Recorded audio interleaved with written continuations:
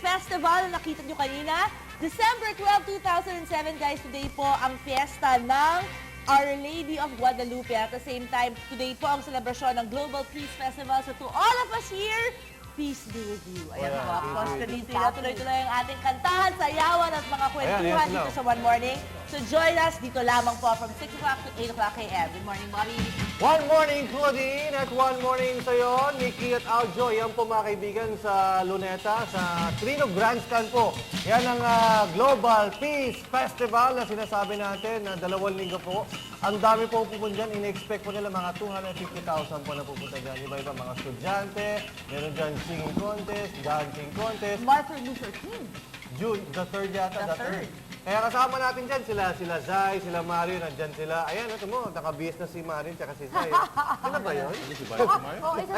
Si Mario, no? Parang lalaki na pala sila Mario at sila Zay.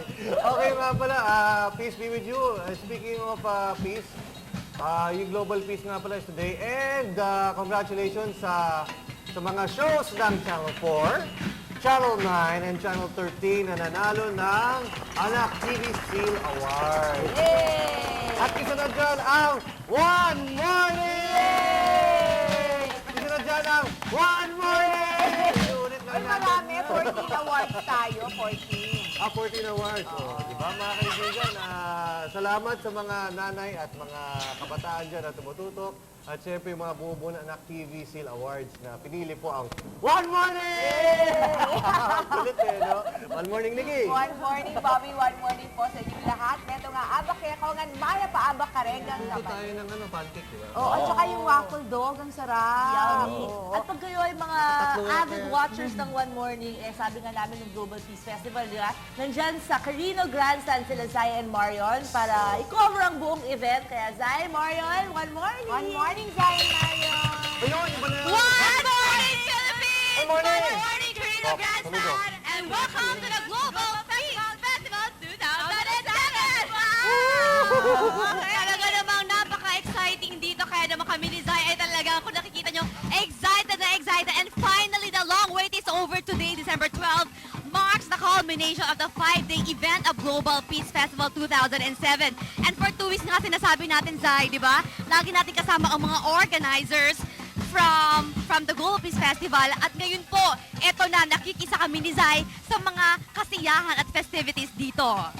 One morning, Mario. Nakita niyo naman, ang saya-saya namin. Ito nagpe-perform sa ating likuran ay ang mga tribu Atub-Atub. Napakasaya dito sa Carino Grandstand. Maya-maya po ay magsasama na ang mga Pilipino at syempre ang international community. Over 250,000 ang pupunta po dito sa Carino Grandstand. At yan ang abangan ninyo. Meron din tayong entertainment kung saan ay magsasalita sila Robin Padilla. Yes, ang mga iba't ibang artista, mga sikat na artista ng Pilipinas at syempre, ang pinakakaabangan talaga si Martin Luther King the III. Ayun, yun yung sinasabi nating symbol of peace around the world. At Yes. syempre, bukod dyan, Zay, ang in-expect nating dadalo ay yung 250,000 people nga at 195 nations. So it's an international event, interracial, intercultural, interreligious. Yes, Marian. At syempre, mamaya po abangan din natin dahil mamayang hapon ay magsasalita ang ating presidente, President Gloria Macapagal-Arroyo at ang mayor ng Manila, si Mayor Lim. Okay, at syempre, ito po, hindi po natin kalimutan na ang theme for this entire event is one family under God. So meaning, no matter how different we are, we have to break the barriers and be one in order to achieve peace. Alam mo, Marian, worldwide. yan ang kailangan talaga natin, di ba? Para naman masaya, dahil ngayon, papalapit na po ng papalapit ang Kapaskuhan, dapat magkaisa tayo at pumunta na kayo dito sa Carino Grandstand para naman happy tayo lahat. Alright, and now we turn it over back to you guys and later on, magkita-kita tayo muli. Alright! Thank you, Zay! Zion Marion. Uy, huwag natin kalimutan every Tuesday yung ating palit ilaw segment ng Department of Energy para sa mga energy saving tips natin ngayong Kapaskuhan para pagkuha nyo ng bill nyo, hindi kayo mahimatay. Yan! Dumako naman tayo sa headlines from the Philippine Daily Inquirer.